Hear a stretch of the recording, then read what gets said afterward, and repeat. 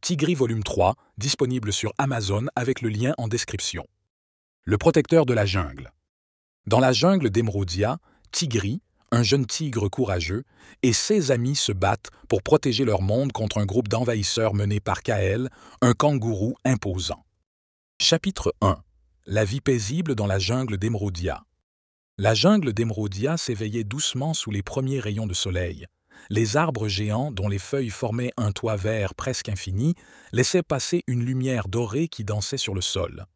Les ruisseaux murmuraient des chansons joyeuses en se faufilant entre les pierres, et les oiseaux chantaient leur mélodie matinale. Partout, la vie s'étirait et s'agitait, remplissant la jungle d'une énergie paisible et vibrante. Tigri, le jeune tigre devenu adulte, se tenait fièrement au sommet d'un rocher qui surplombait le village. Depuis cet endroit, il pouvait voir les habitants vaquer à leurs occupations. Des singes transportaient des fruits, des antilopes s'hydrataient près de la rivière, et des oiseaux colorés voletaient d'arbre en arbre pour ramasser des brindilles. C'était un jour comme les autres, tranquille et harmonieux dans cette jungle qu'il aimait tant. « Tigri !» appela une voix familière. En bas du rocher, son ami le singe espiègle sautait sur place en agitant les bras. « Tu comptes rester là-haut toute la matinée ? Il y a un grand marché aujourd'hui dans le village. Je parie qu'ils ont des noix fraîches, et je ne veux pas arriver trop tard. » Tigri sourit. Coco n'avait pas changé, toujours aussi impatient quand il s'agissait de nourriture. Il descendit d'un bond agile, atterrissant juste devant son ami. « Tu sais, Coco, le marché ne va pas s'envoler, » plaisanta Tigri. « Peut-être pas, mais les meilleures noix, si, » répondit Coco en riant, déjà en train de courir vers le village. En chemin, ils furent rejoints par Plumette et Luna, la panthère noire, qui se déplaçait avec sa grâce habituelle. « Bonjour, vous deux. Je parie que Coco parle encore de nourriture ?» dit-elle en souriant. « Comme toujours, » répondit Tigri en secouant la tête. Ensemble, ils avancèrent dans les allées animées du village. Ici, tout était vivant.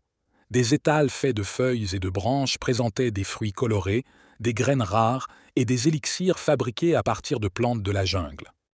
Des animaux de toutes sortes discutaient joyeusement, échangeant des nouvelles et des marchandises. Un vieil éléphant proposait des paniers tressés. Tigri se demanda comment un animal avec de si grosses pattes pouvait créer des paniers aussi détaillés. Plus loin, un groupe de petits singes jonglait avec des noix pour amuser les passants. « Regardez là-bas !» dit Plumette en pointant un étal avec son aile. « Ces baies rouges sont mes préférées.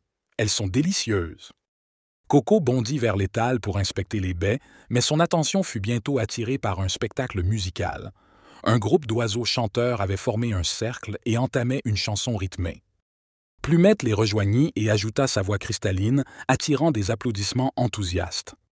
Pendant ce temps, Tigri et Luna s'arrêtèrent près d'un vieil arbre où le sorcier Hibou, un sage respecté du village, racontait des histoires aux jeunes animaux. Tigri écouta avec intérêt alors que le hibou évoquait une ancienne légende sur la jungle. « On raconte qu'Emeraudia a un cœur, une énergie qui la fait vivre, » disait le hibou. « Tant que nous respectons la nature, la jungle restera forte. Mais si quelqu'un cherche à la contrôler ou à la détruire, elle se défendra, parfois de façon imprévisible. » Tigri fronça légèrement les sourcils.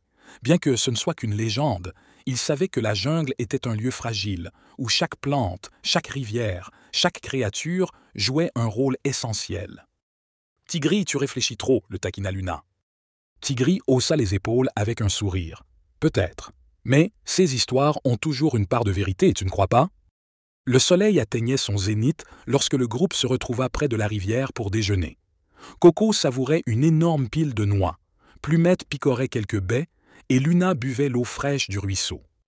Tigri, lui, regardait la jungle s'étendre devant lui, réfléchissant à tout ce qu'il avait accompli depuis qu'ils étaient plus jeunes.